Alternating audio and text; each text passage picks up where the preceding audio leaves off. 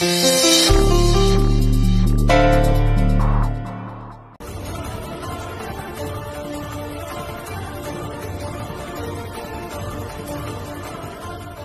है, ध्यान रखिए, कल तक सारे पैसे मिल जाने चाहिए। सारा पैसा दे दूंगा, अभी इलाज शुरू कीजिए। वार्ड बॉय, पेशेंट को लेके।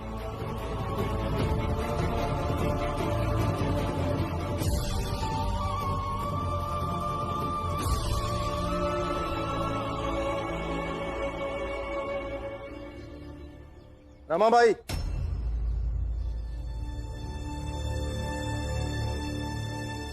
आपको पैसे चोरी करने के जुर्म में गिरफ्तार किया जाता है। क्या? क्या?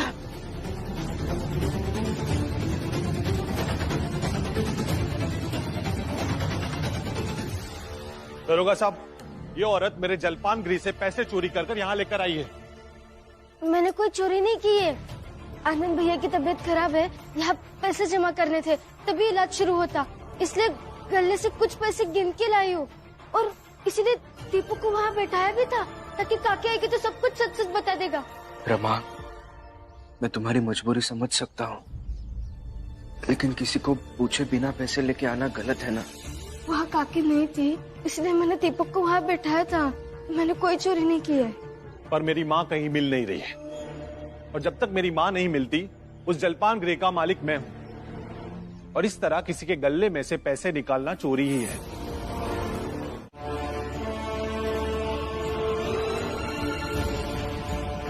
चलो।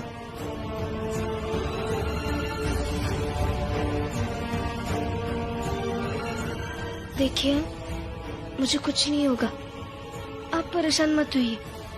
आनंद भैया का ध्यान रखें। हाँ भीम, उसे जाने दो। मुझे कुछ नहीं होगा, आप आनंद भैया का ध्यान रखिए। चलो अभी।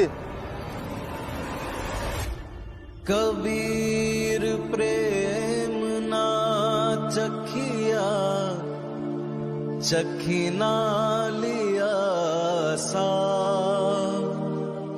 सोने घर का पाहुना, ज्यों आया त्यों जा। ये एक नई मुसीबत कहाँ से आ गई? रमा हवालात में कैसे रहेगी? तो मांग कर लाती वो पैसे, ऐसे निकाल कर लाएगी तो चोरी कहलाएगी। अगर रमा ने चोरी की भी है तो वो आनंद के लिए की है, और वो तुम्हारे लिए तो पड़ोसी है ना। अगर वो नहीं भी करती ना, तो उसे सवाल पूछने का हक किसी को नहीं है। बस बस हो गया बुआ, ये सब बोलने का ये सही समय नहीं है, जाने दीजिए। गुरुजी, आप आनंद भैया का ख्याल रखिए, मैं पैसों का इंतजाम करके आता हूँ। भीम, मैं जाती हूँ रमा के पास। वो वहाँ अकेली कैसे रहेगी? वो आप कैसे जाएंगी पुलिस थाने, और वो लोग आपको कैसे रहने देंगे वहाँ पे? जाऊंगी मैं, कैसे नहीं रहने देते हैं ना, वो मैं देखती हूँ। प्रचंड देव के साथ में रहने का आनंद ही कुछ अलग है। ये लोग समझते नहीं। एकदम ये जाएंगे, उसके बाद नाके फिर वापस। आ गए तुम लोग? क्या हुआ? भीम मिला तुम सबको? हाँ मिला था, हमेशा की तरह मदद की भीख मांगने आया था, लेकिन हम भी उसकी मदद करने वाले थोड़ी थे। मतलब साफ साफ बताओ कि भीम को पैसा दिए हो कि नहीं? नहीं दिए, और काहे दे? हम काहे छोटी जाति के लोगों की मदद करें? दिमाग में खराब हो गया क्या तुम्हारा? अरे कौन सी ऊंची जात है तुम्हारी? वो प्रचंड देव अपने ही यहाँ बुला के दिन भर अपने घर का साफ सफाई करवाता है, कचरा उठवाता है तुमसे। तुमको लग रहा है कि तुम्हें शुद्ध करके अपने जात में शामिल कर लिया। चाहे जो हो, पैसे हम कमाते हैं, और ये हमारा मन है कि वो पैसे हम कहाँ खर्च करें, कैसे खर्च करें, हमारी मर्जी। तुम छोटी जात के लोग हमें मत सिखाओ। चलो जोकू बाबू और जनार्दन भाई चलते हैं। हाँ, और चल खाना निकाल के दे, बहुते जोर के भूख लगी हमका। हाँ तो भूख लगा है ना, तो खुद जाओ गरम करो और खा लो। जा रहे भीम के पास। फुलिया, पैसे से ना सही, कम से कम उसके साथ रहेंगे तो उसे बल मिलेगा। चल चलते हैं। हाँ चलो डलिया माँ, चले।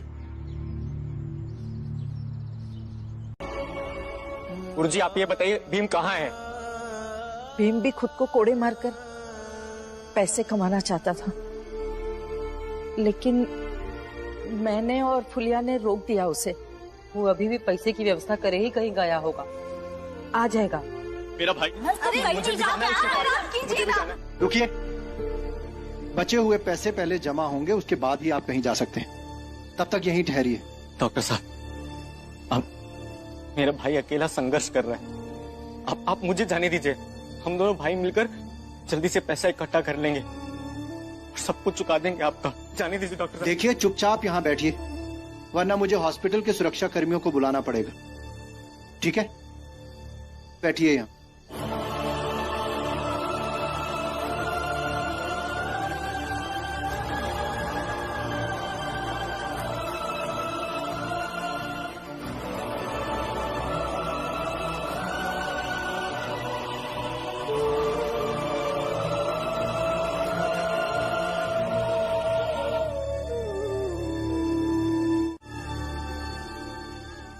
हम फिर से एक मौका देते हैं तुझे।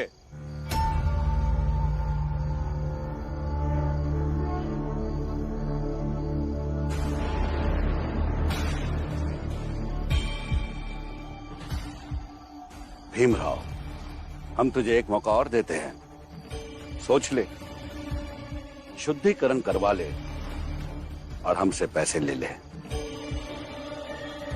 भीमराव, करवा लो शुद्धिकरण, पैसे भी मिल जाएंगे और मुझे भी बार बार तुम्हें तुम्हारी औकात नहीं बतानी पड़ेगी। शुद्धिकरण के पश्चात तुम ऊंची नहीं, थोड़ी ऊंची जाति के बन जाओगे। और हाँ, शुद्धिकरण के बाद तुम मुझे मेरे पैसे वापस लौटा देना। उसके बाद तुम्हारी पत्नी रमाबाई भी जेल से छूट जाएगी। सोच ले भीमराव, एक शुद्धिकरण, 3 फायदे जो हम तीनों बता रहे हैं। कल सुबह से तेरी जिंदगी बदल जाएगी। शुद्धिकरण करवा लिया तो अच्छे के लिए, वरना बुरे के लिए। फैसला तेरा।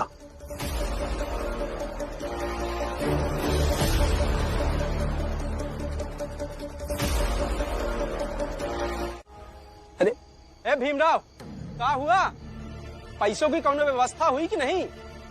बोलो भीम, हवालात से रमा को छोड़ा कर नहीं लाए हैं? भीम, कुछ पैसों का इंतजाम हुआ बेटा? अरे नहीं हुआ होगा। अरे होता तो ये कूद कूद कर सबको बताता कि पैसों की व्यवस्था इसने कैसे की। अरे किससे उम्मीद कर रहे हो? भीमराव नाम है इसका, ये केवल गाल बजाना जानता है और ये इंतजार कर रहा होता है कि इसकी मुसीबत कोई दूसरा कोई निपटा दे, या फिर ऐसा कुछ ये करे कि सब के सब मुसीबत में फंस जाए। हैं? हितेश, तुम तो चुप ही रहो। कभी किसी की मदद की है तुमने? बस चले आते हो उपदेश देने के लिए। हाँ तो सही तो कह रहे हैं ना वो, और मुझे भी नहीं लगता कि इस बार भी पैसे की व्यवस्था कर भी पाएगा। फिर तो आनंद भी अस्पताल में ही रहेगा और रमा भी हवालात में ही रहेगी। भीमराव, डॉक्टर साहब कह रहे कि बिना पूरा पैसे जमा किए वो ना अस्पताल से नहीं आने देंगे। मान जाइए प्रचंड देव की बातें, कर लीजिए शुद्धिकरण। अब सोच विचार करके कोई फायदा नहीं है भीम, हमारे पास दूसरा कोई विकल्प नहीं है।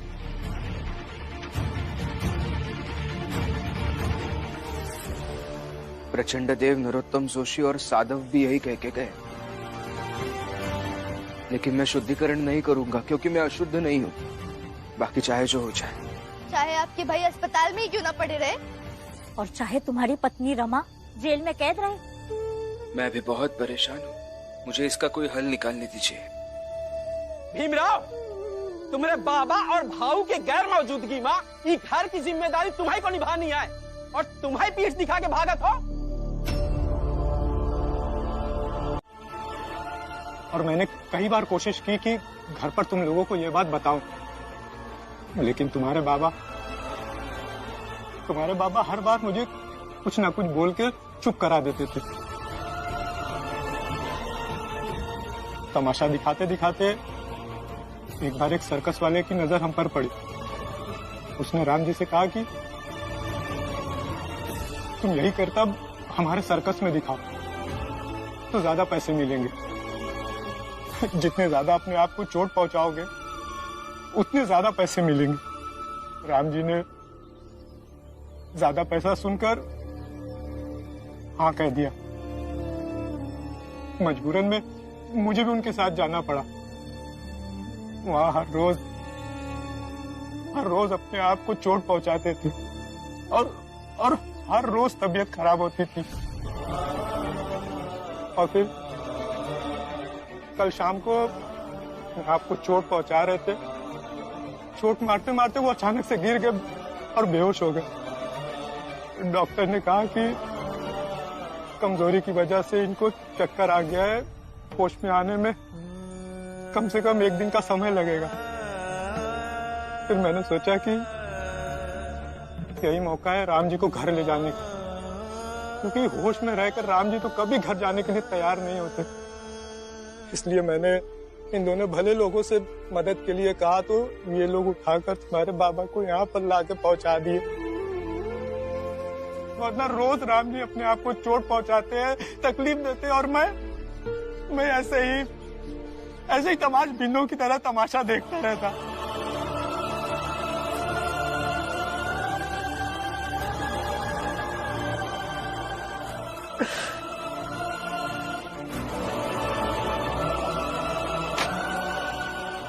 भैया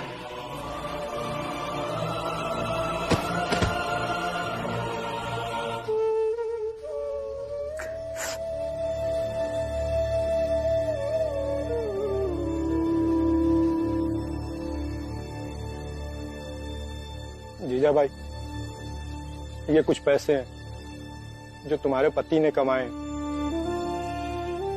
लोगों के पति मेहनत करके पसीना बहाकर पैसे कमाकर अपनी पत्नी को देते हैं, लेकिन तुम्हारे पति ने खून निकाल कर पैसे कमाए हैं। दर्द के रिश्ते का तमाशा बनाकर पैसे कमाए हैं। ये सिक्के अपने पास रखो, जो करना है ना करो।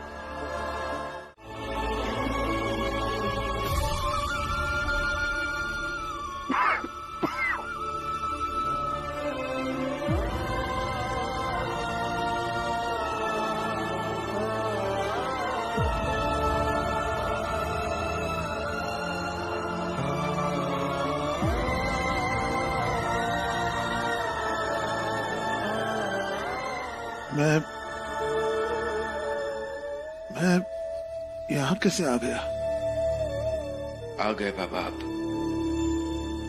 सही सलामत आ गए। लेकिन आप वहां क्यों गए थे?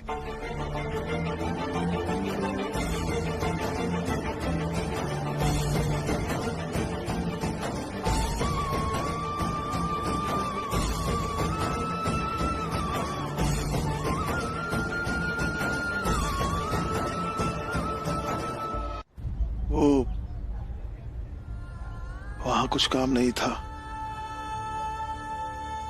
वहां चला गया। काम, पैसा, घर की जिम्मेदारी सब जरूरी होता है ना। लेकिन उसके लिए वहां जाने की कोई जरूरत नहीं थी। आगे कभी भी आप हमें बिना बताए ऐसे चले नहीं जाएंगे। और जाने से पहले एक बार सोचा भी नहीं बाबा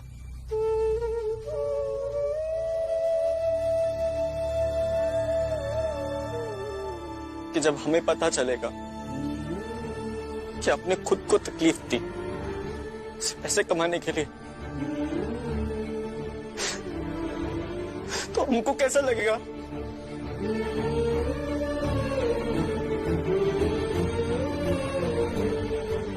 बाबा, ये उम्मीद नहीं थी आपसे और मुझे आप दोनों से ये उम्मीद नहीं थी। घर चलाने के लिए आप दोनों ने अपने आप को मारने का काम किया। बाबा बिना बताए इतने दूर चले गए और आनंद भैया आपने भी नहीं बताया। ये काम करने से अगर आप दोनों को कुछ हो जाता तो मैं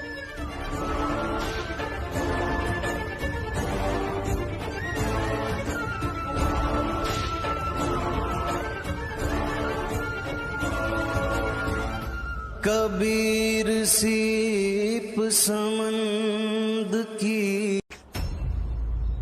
मालिक मालिक प्रणाम मालिक। मालिक सब उल्टा हो गया। क्या उल्टा हो गया? पूरी बात बता। मालिक वो राम जी वापिस आ गया और खाली हाथ नहीं आया है, पैसा कमा के आया। अब भीम के सब समस्या दूर हो जाएगी, फिर वो काहे शुद्धिकरण के लिए तैयार होएगा। इधर आओ, ऊपर इधर आओ।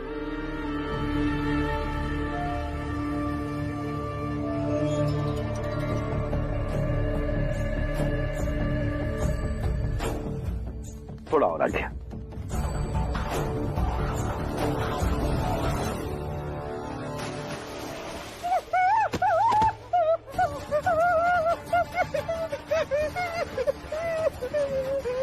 तुम अब मनुष्य ही रहोगे। सुबह सुबह मनुष्य खबर सुनाने आ गया। शुद्धिकरण करके तुम्हारी जात को तो ऊंचा कर दिया, मगर तुम्हारी सोच का क्या करे? बुद्धि कहां से दे? तुम सब चाहते तो उस भीमराव का शुद्धिकरण हो सकता था। अरे पकड़कर उसके यज्ञ में बैठा देते। तुम लोग किसी लायक नहीं हो, किसी काम के नहीं हो तुम लोग।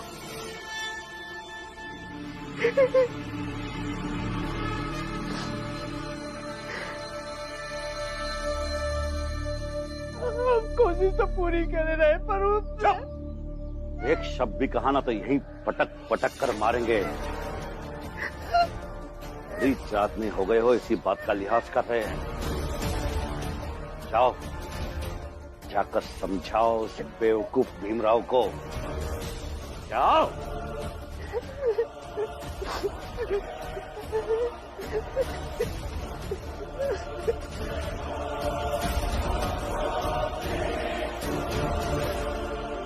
उस दिन नरोत्तम बता रहा था कि ये भीमराव हर बार आखिरी समय में बच जाता है। कहीं उसके भाग्य में ग्रहों का कोई प्रबल योग तो नहीं।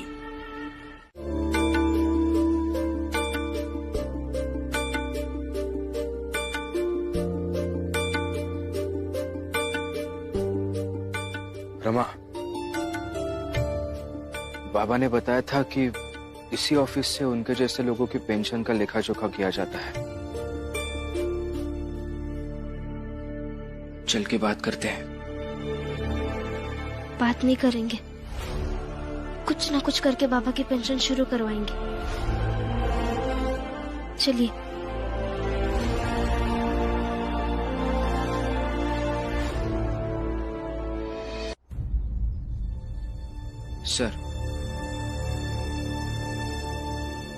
सर कुछ काम है आपसे। यहाँ जो भी आते हैं काम के लिए आते हैं, सैर सपाटे के लिए नहीं। समय होगा तब बात कर लेंगे। ऐसे क्यों बात कर रहे हैं आप?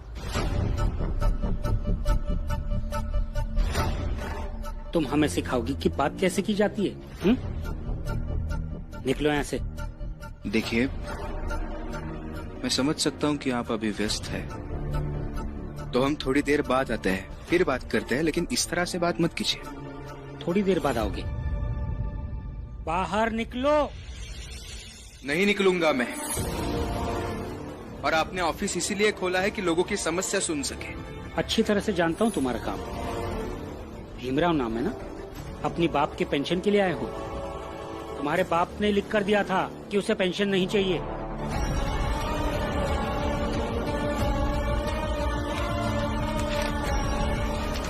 ये रही वो चिट्ठी, देख लो।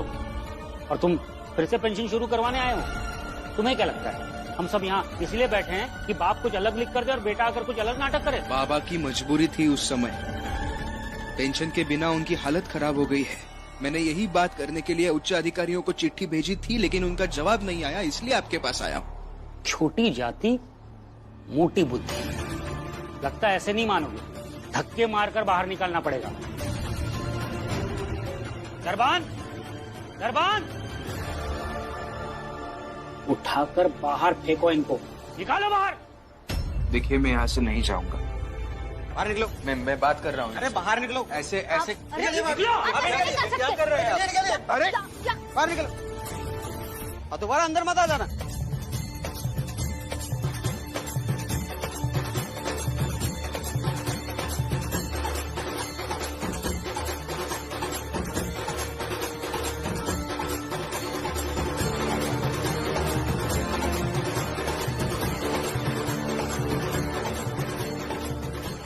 प्रचंड के छोटे भाई है, लंदन में पढ़ते हैं।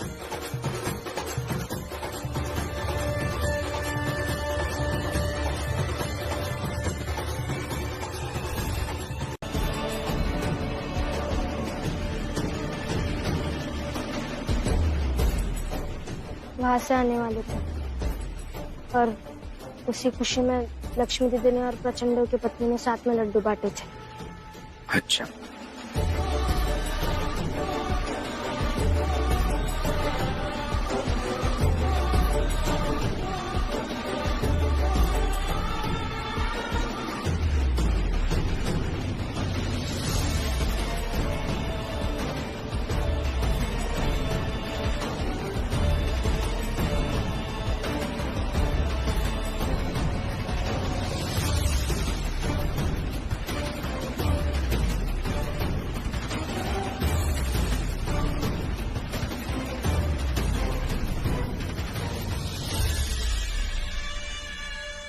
भीमराव, ये हैं प्रचंड देव जी के छोटे भाई वैभव देव। अभी अभी लंदन से पढ़कर वापस आए। नरोत्तम, वैभव हम 4 भाइयों में सबसे छोटा है, बाकी तो रहे नहीं, और वैभव को हम अपने पुत्र के समान मानते हैं। समझ लो कि हमारी आने वाली पीढ़ी यही संभालेगा। भीमराव, देख क्या रहा है? प्रणाम कर।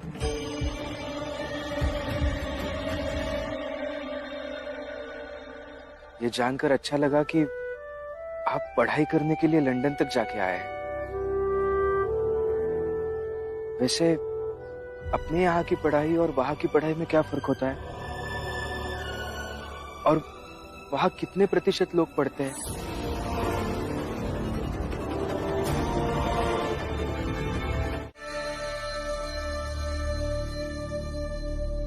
हम खुशियां बांटते भी हैं।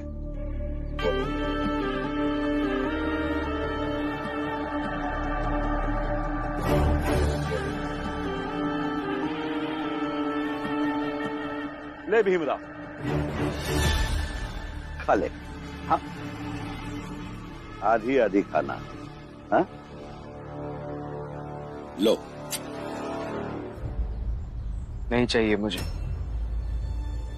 है तो ये मिठाई, लेकिन आप दिल से नहीं दे रहे।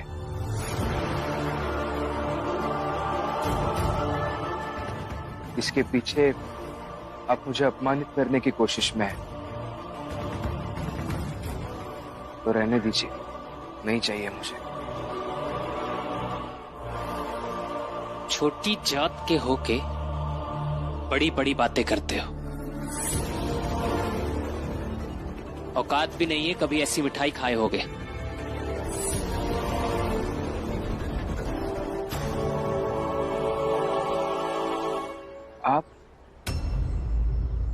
आप लंदन में पढ़ के आए हैं ना? मुझे लगा था आपकी सोच अलग होगी,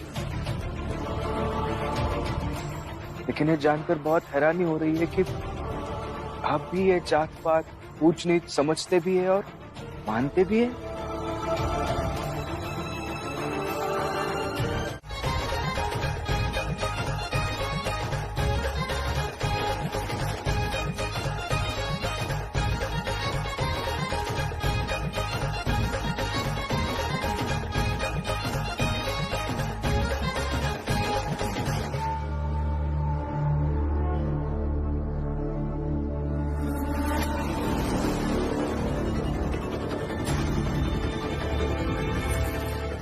ओ, सभी खुशियां मनाओ।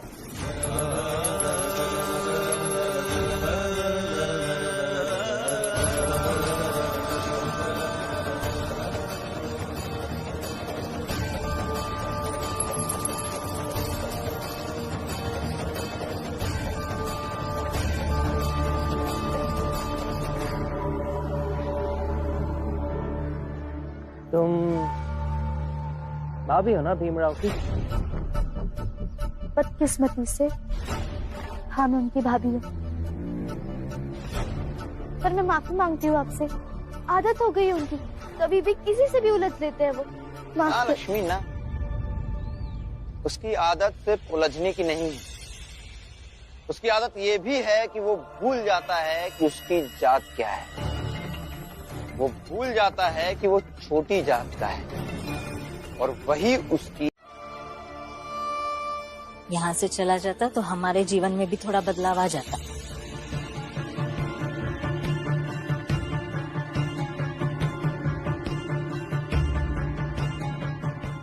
भैया भैया, भीम और रमा अभी तक नहीं आए हैं, बहुत चिंता हो रही है मुझे।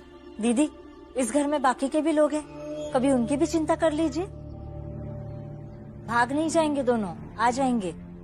आएंगे कहाँ से? भीम भाऊ और रमा दफ्तर गए, वो लोग नहीं आने वाले।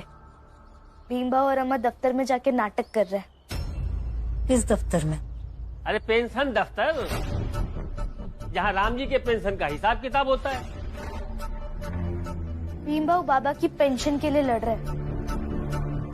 फिर ये तो बहुत अच्छी बात है लक्ष्मी, कम से कम आज तो भीम किसी ढंग के काम के लिए लड़ाई लड़ रहा है। क्योंकि उस पेंशन का फायदा तुम्हें है, इसलिए भीम की लड़ाई सही। और जब वो बाकी चीजों के लिए लड़ता है तो वो गलत।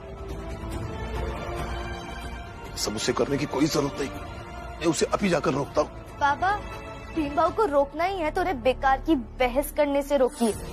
कभी भी कहीं भी किसी के साथ भी बस बहस करने लगते हैं। प्रचंड देव जी के भाई आए विदेश से और उनसे भी बेकार के सवाल करना शुरू। उनका कुछ तो पूछ रहे थे, वो कोई एक शब्द था, क्या शब्द था वो? प्रतिशत।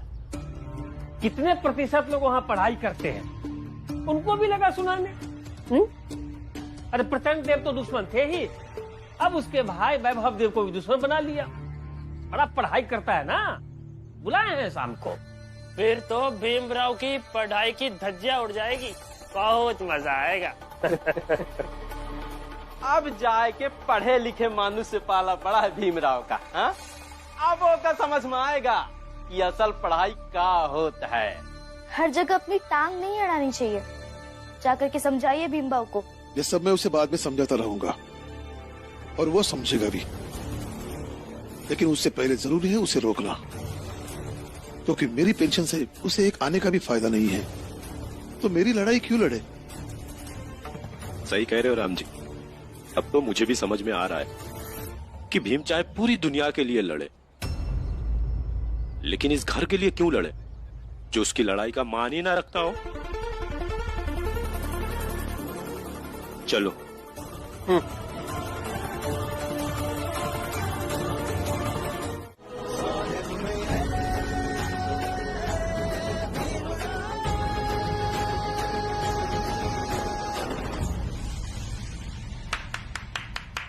रमाबाई, तेरे ससुर का सर्कस नहीं चल रहा है ये जो ताली बजा रही है।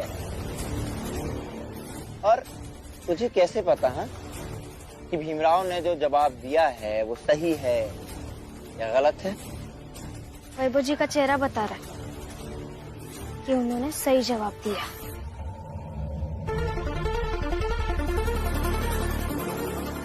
और आपका चेहरा बता रहा है कि आपको समझ में भी नहीं आया कि इसका जवाब क्या होगा। रमाबाई, इससे ज्यादा एक शब्द भी बोला तो जबान खींच लूंगा तेरी मैं यहीं।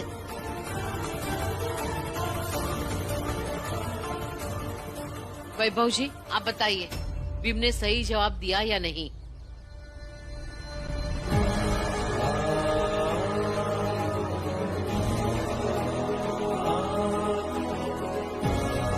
उस समय भीम ने सारे सवालों के जवाब सही दिए थे, और इतने सालों बाद आप भी 5 सवाल पूछ रहे हैं, और मैं भी देखना चाहता कि ये 5 सवालों का जवाब दे पाता है या नहीं।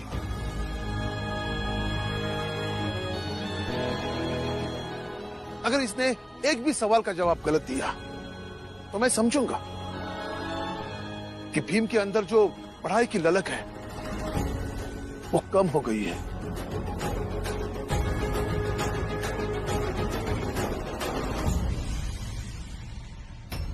राम जी भाऊ, हमका तो पूरा भरोसा है कि भीम सारे सवाल का एकदम सही सही जवाब दे दे, और फिर हम लोग माला पहनाकर इसका स्वागत करेंगे। हाँ भाई, जाते हैं, चाल में सबको बता देते हैं और माला भी लेके आते हैं। चलो डोलिया अम्मा। हाँ चल, मैं भी चलती हूँ।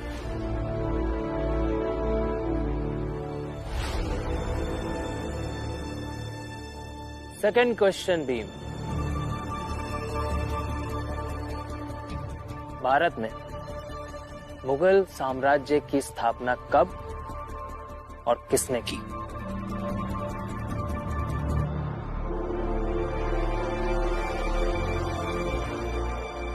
(1526) में जहरुद्दीन मोहम्मद ने की, उर्फ बाबर ने की।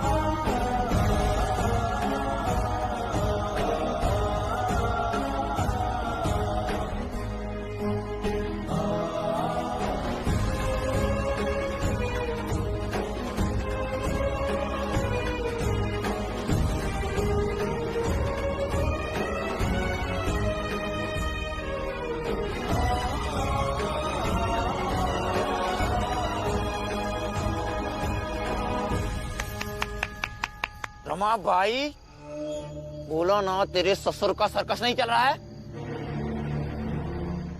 क्या है? हा? बात बात में ताली क्यों बजा रही है? मेरे पति जवाब दे रहे हैं तो खुश हो रही हूँ, इतना तो समझिए आप।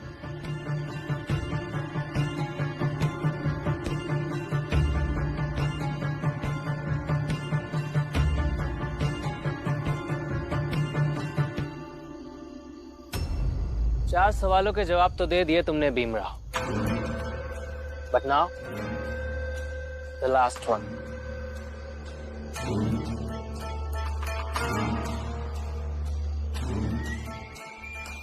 पांचवें और आखिरी सवाल का जवाब दो तो जानू, अभी तक भारत के इतिहास में सबसे ज्यादा संघर्ष करने वाले 5 लोगों का नाम बताओ, और तुमने उनके नाम क्यों लिए ये भी बताओ।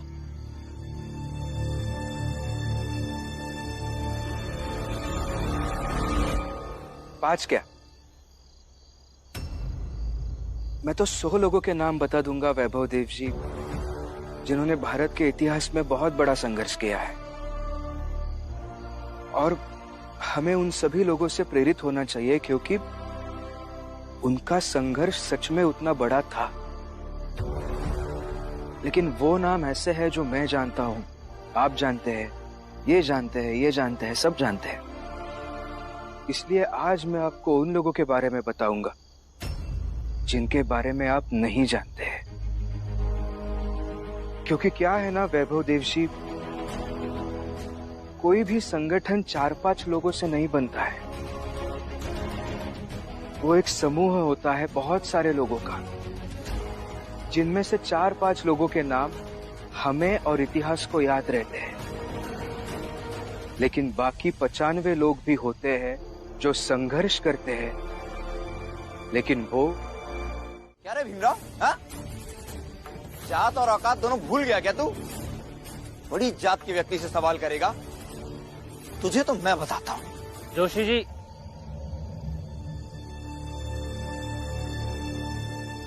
पूछो। आपके हिसाब से वैभव देव जी,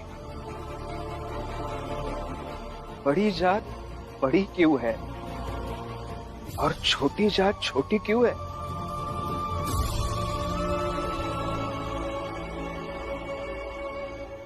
कामी क्रोधी लालची इनसे न भक्ति हो, भक्ति करे कोई सूरमा, जाति बरन कुल खोए।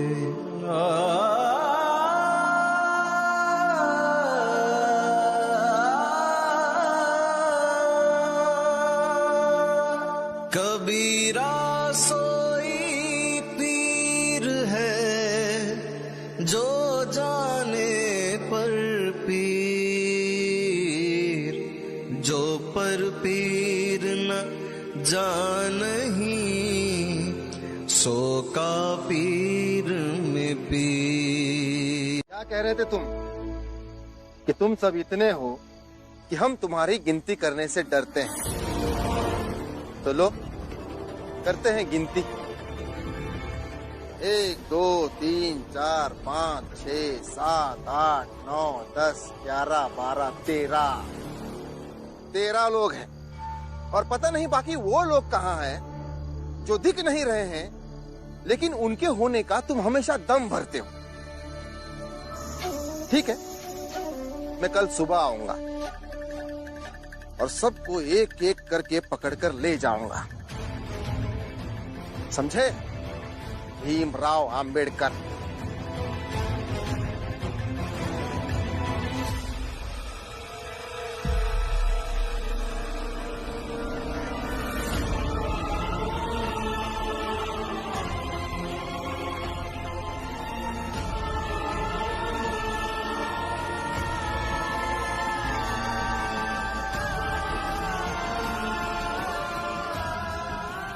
मुझे लगता है कि आप सब घर जाइए, मैं और रबा रुकते हैं यहाँ पर। नहीं भीम,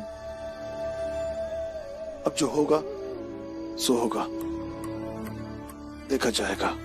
और हाँ, इन सबको यही रहने दो।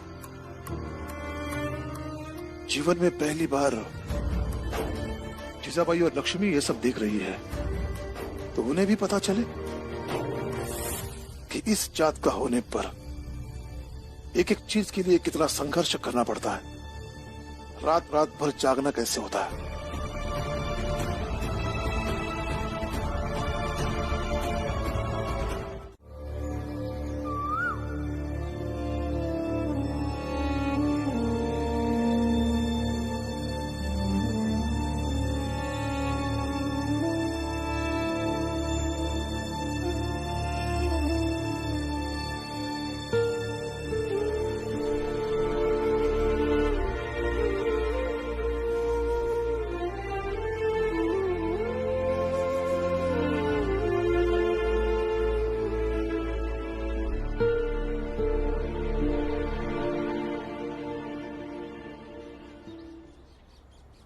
रमा,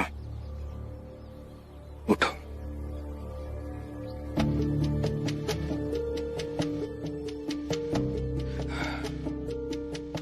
सब लोग सो रहे हैं अभी तक। चलिए सबके लिए चाय लाते हैं। आने के बाद जगाते हैं।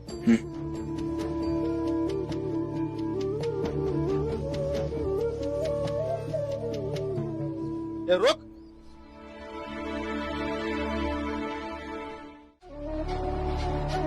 और हमारी बात सुनो। गलती की है तुमने, बहुत बड़ी गलती।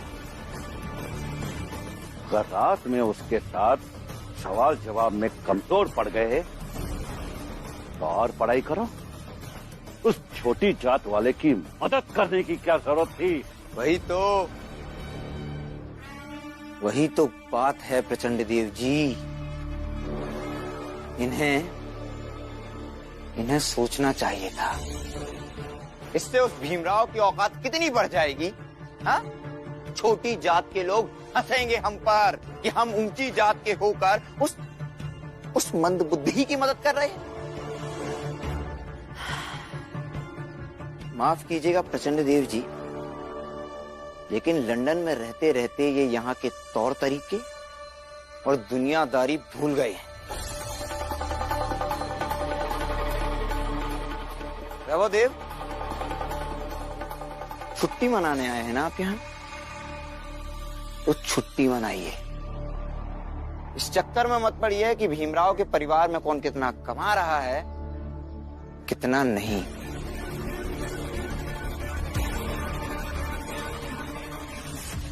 अंदर आ जाइए, नाश्ता तैयार है। तुम्हें खाने के अलावा और कुछ सोचता है क्या?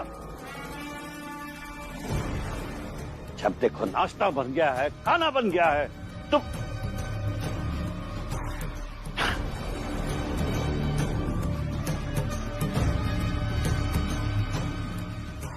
जाओ,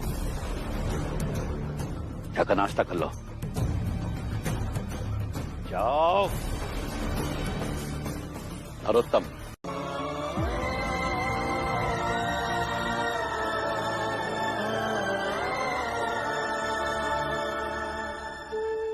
बधाई हो आपको, बाबा की पेंशन शुरू हो जाएगी। हाँ रमा, बहुत बड़ा बोझ उतर गया है सर से।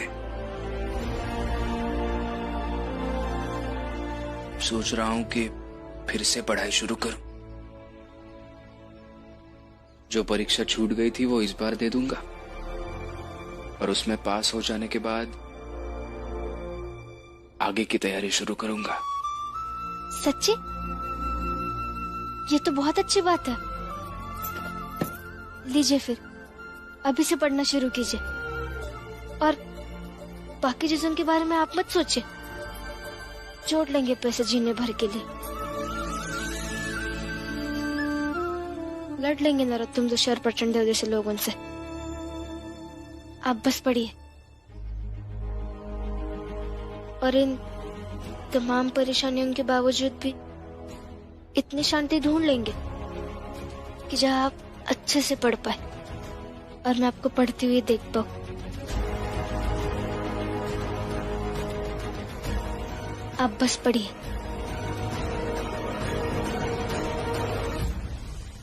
लेकिन रमा, अभी हम दोनों को किसी पर भी बोझ नहीं बनना है, किसी पर भी नहीं।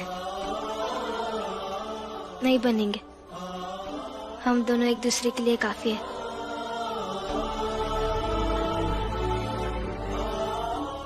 दूध पी लीजिए।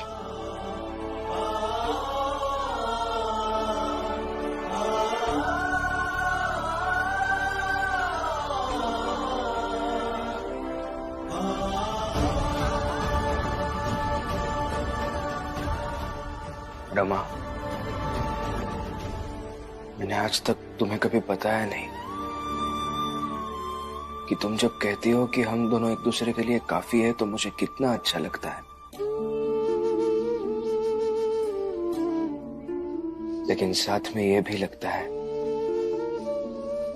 कि वो दिन जल्दी आ जाए जब मैं तुम्हारी जिम्मेदारी निभाऊं। तुम क्यों मेरी जिम्मेदारी निभाओगे? लेकिन साथ में यह भी लगता है कि हर समस्या का हल सिर्फ पढ़ाई और किताब है। इसलिए मन लगा के पढ़ाई करनी होगी।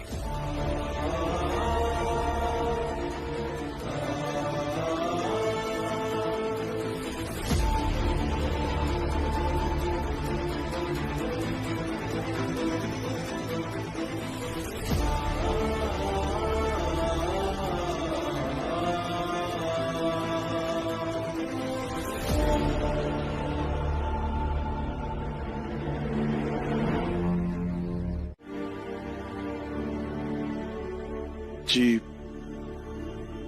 आपका बहुत बहुत शुक्रिया जो आपने हमारी मदद की। एक काम था आपसे। जी बताइए। भीमराव का चश्मा टूट गया था, मैंने उसे बनवा दिया है, ये आप उसे दे दीजिएगा।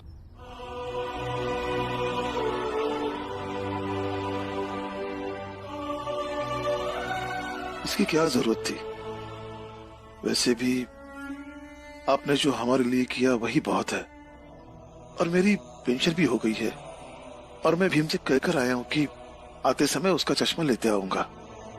नहीं, बिल्कुल, वो तो आप लेते जाओगे, लेकिन भीम ने जो संघर्ष किया और मेरे सभी सवालों का सही सही जवाब दिया, उसके बदले ये उपहार कह के दे दीजिएगा उसे।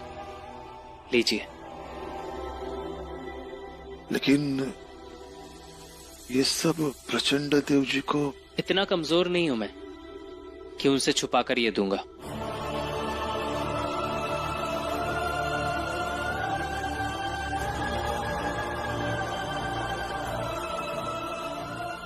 मेरी आई जब मरी, मैं बहुत छोटा था। घर के बगल वाले बड़े से मैदान में आई की लाश को जलाया गया था।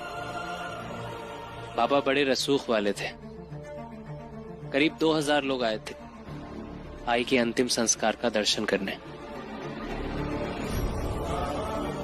फिर सबने साथ मिलकर भोजन किया और एक साथ मिलकर कहा कि आई की आत्मा को शांति मिले।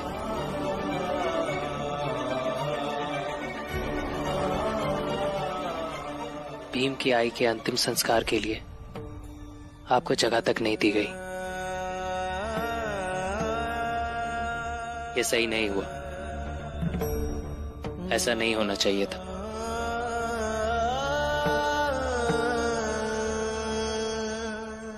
ये आप भीमराव को दे दीजिएगा।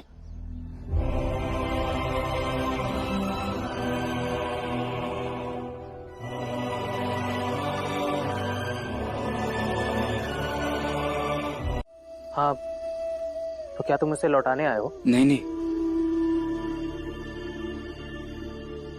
धन्यवाद कहने आया हूं।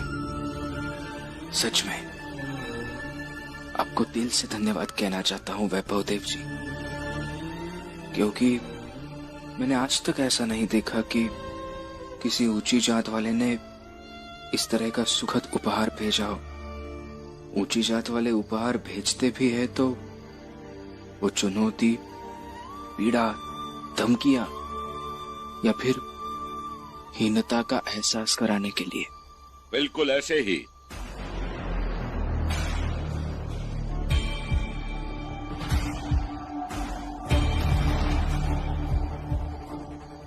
बिल्कुल ऐसी ऐसी बातें करके ही हमारे भाई को अपने जाल में फंसा ले, ताकि तुझे हमेशा उपहार मिलते रहे। कभी कमीज, कभी जूता, कभी मिठाई और न जाने क्या क्या। छोटी जात के लालची व्यक्ति। चल, चश्मा उतार और यहां रख। भाऊ साहब प्लीज ऐसे मत बोलिए ना। जूता निकाल के इतना मारेंगे ना कि होश ठिकाने आ जाएंगे।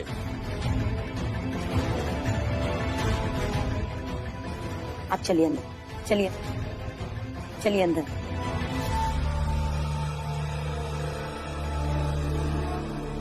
बेशरम, चश्मा उतार। नहीं निकालूंगा, क्योंकि क्या है ना प्रचंड देव जी, आपके भाई ने बड़ी हिम्मत करके ये उपहार मुझे दिया है, ये जानते हुए भी कि आपको ये चीज बिल्कुल भी पसंद नहीं आएगी। उन्होंने इतनी हिम्मत की है तो मैं हिम्मत हार के ये उपहार लौटाऊंगा नहीं, क्योंकि अगर मैंने ऐसा किया भी तो वो वैभव देव जी का अपमान हो जाएगा। चलता हूं।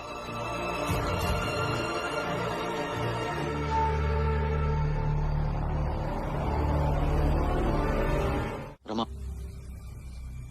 इधर आओ। अब हम इतने पराये तो नहीं हुए ना? लाओ मैं देता हूँ तुम्हें तेल। नहीं भैया, रहने दीजिए। लक्ष्मी दीदी और आई गुस्सा करेंगे। मैं डलिया अम्मा से तेल मांग कर लाती हूँ। नहीं रमा, मैं देता हूँ। और ऐसे कैसे कोई बोलेगा कुछ? भीम की तबीयत खराब है और हम यहाँ इस बंटवारे की लकीर को देखेंगे? नहीं, रुको मैं लाता हूँ। आनंद भैया,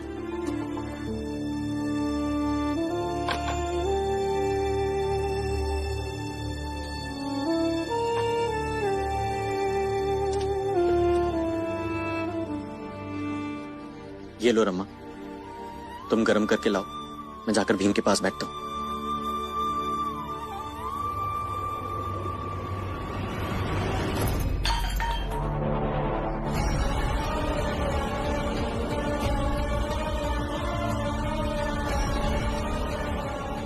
ऐसा है कि ये तेल हमारी रसोई का है, तो ये रमा को नहीं दिया जाएगा।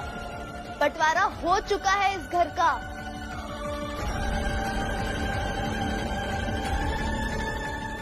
चाहे जमीन पर गिर के ही बर्बाद हो जाए, हाँ। तो मैं फिर से लेकर आता हूँ और देखता हूँ कितनी बार गिराओगी तुम। आनंद,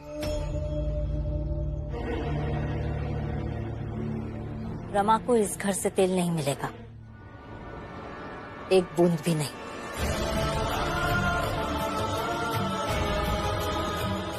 जाओ कहीं और से भीख मांग कर लाओ।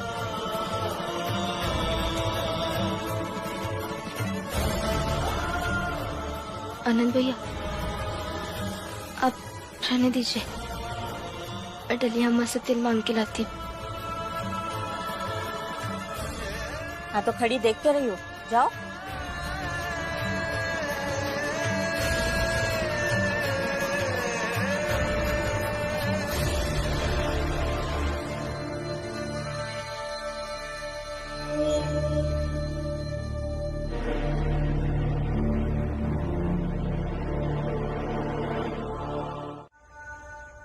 क्या कहा तुमने? भाभी, भाभी, वो तेवर नहीं मानती तुम्हें। तुम्हारी वजह से उसका जीवन बर्बाद हो गया है। बंटवारा पहले ही हो गया था, लेकिन तुम्हारी भीख मांगनी पत्नी आ गई तेल मांगने के लिए। अगर ये नहीं आती ना, तो लक्ष्मी के साथ ये सब नहीं होता, नहीं होता। इसलिए तुम दोनों जाओ यहाँ से, जाओ तुम दोनों। हमारी बहू को हम संभाल लेंगे, तुम दोनों की जरूरत नहीं है। तुम बाहर की दुनिया को समझाओ, जाओ। आई, मैं मानती हूँ कि मेरी गलती है, मानती हूँ कि घर का बंटवारा हो गया है, लेकिन पड़ोसी भी तो पड़ोसी का दुख बांटते हैं ना। आई, मुझे माफ कर दीजिए, अब ये अंदर जाने दीजिए ना, चलिए ना। रुको, जाने दो इन दोनों को, हम निकल जाते हैं यहाँ से। अभी लक्ष्मी दीदी को हमारी जरूरत है। किसी को कोई जरूरत नहीं है।